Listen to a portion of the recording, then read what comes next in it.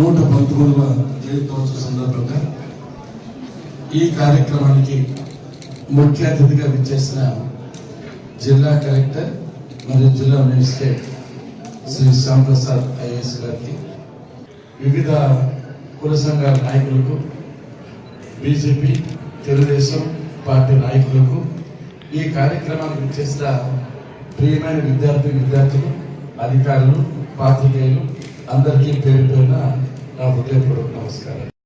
ముందు ప్రసంగించిన వక్తలంతా చాలా చక్కగా, సూటిగా, స్పష్టంగా, జనరంజకంగా, మనసు హృదయాలను ఆకర్షించే విధంగా అన్ని విషయాలు దృష్టికి తీసుకొచ్చారు.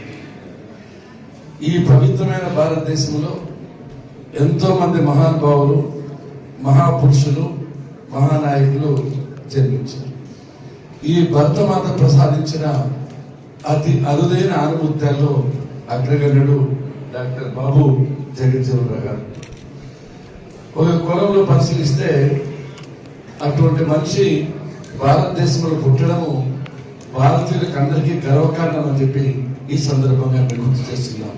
కారణం ఏమంటే ఆయన శతాబ్దంలోనే మహోన్నతమైన మానవతావాది, ప్రముఖ రాజనీతిజ్ఞుడు, సంఘ సంస్కర్త, బహుముఖ ప్రజ్ఞాశాలి.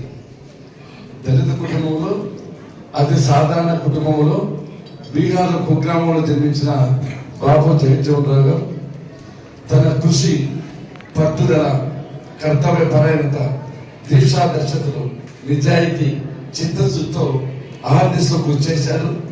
అంచెలంచెలుగా ఎదిగారు, మహోన్నతమైన శిఖరాలు అధిరోహించారు. ఒక మాటలో చెప్పాలంటే రాజకీయ విలీనాకాశంలో ఒక ధృవతారగా వెలుగొందారు. నాకు తెలిసి డాక్టర్ బిఆర్ అంబేద్కర్ తర్వాత చాలా విశిష్టమైన, పూజనీయుడైన, చాలా మహోన్నతమైన వ్యక్తి డాక్టర్ బాబు జగజ్జీవన్ రావు గారు.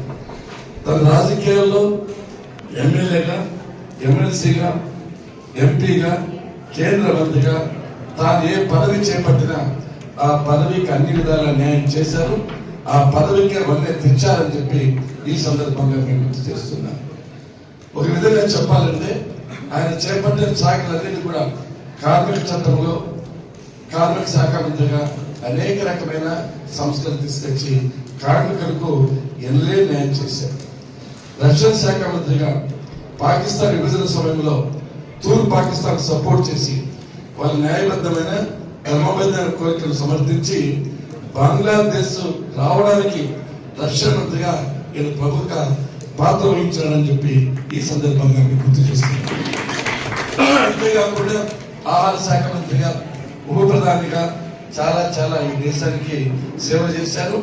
మనం గుర్తుంచుకోవాల్సిన వ్యక్తుల్లో ప్రధానమైన వ్యక్తి బాబు జగజ్జీవన్ రావు గారు.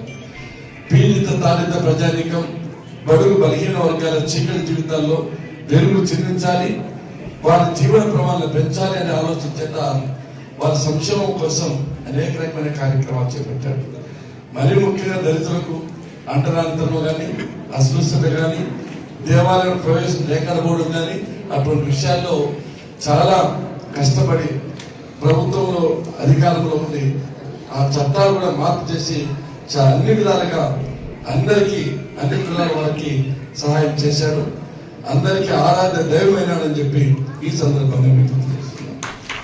ఇప్పుడు మాట్లాడిన వక్తలు 2-3 విషయాలు బాగా మాట్లాడారు.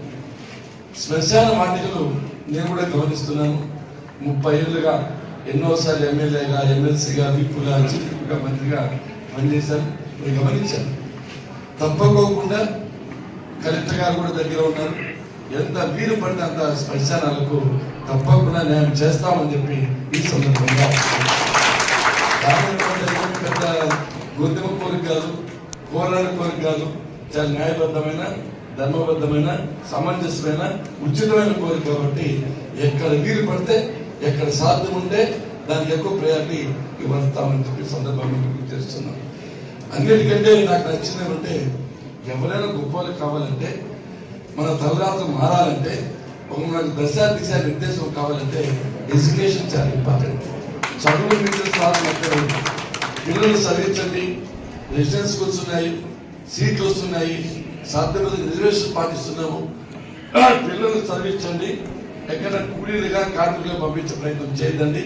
మనం కష్టపడ్డాం, పిల్లలే కష్టపడకూడదు. కాబట్టి నేను కూడా చిన్నప్పటి నుంచి కూడా దళిత పక్షపాతిగా చాలా మంది పిల్లలకు ధైర్యంగా గర్వంగా ఎస్సీ ఎస్టీలకి ఒక 10,000 మంది పైన ఫ్రీగా చదువు చెప్పింటారని చెప్పి అది కూడా తప్పకుండా చేస్తాం.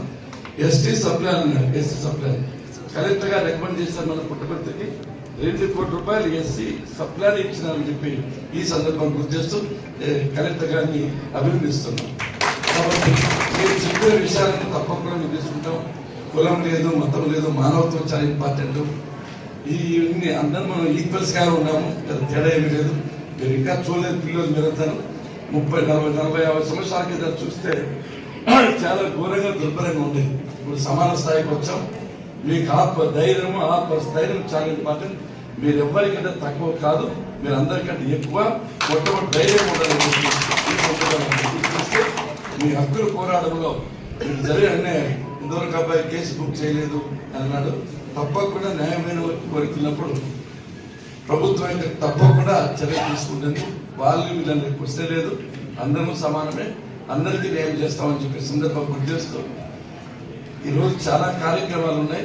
కలెక్టర్ గారు ఉంటారు, సార్ కూడా రేపు గవర్నర్ గారి ప్రోగ్రామ్ ఉంది, సార్ కూడా బిజీగా ఉంటాడు. అయినప్పటికీ మా అన్నిటికంటే కూడా సార్ ముఖ్యం కాబట్టి జగజ్జీవన్ గారు మీ అందరికీ జగజ్జీవన్ గారి ఆశీస్సులు మా అందరి మీద ఉండాలని, ఆయన చల్లని చూపులతో మనంతా అభివృద్ధి సాధించాలని మనస్ఫూర్తిగా కోరుకుంటూ మీ అందరి సెలవు తీసుకుంటున్నా. జై హింద్.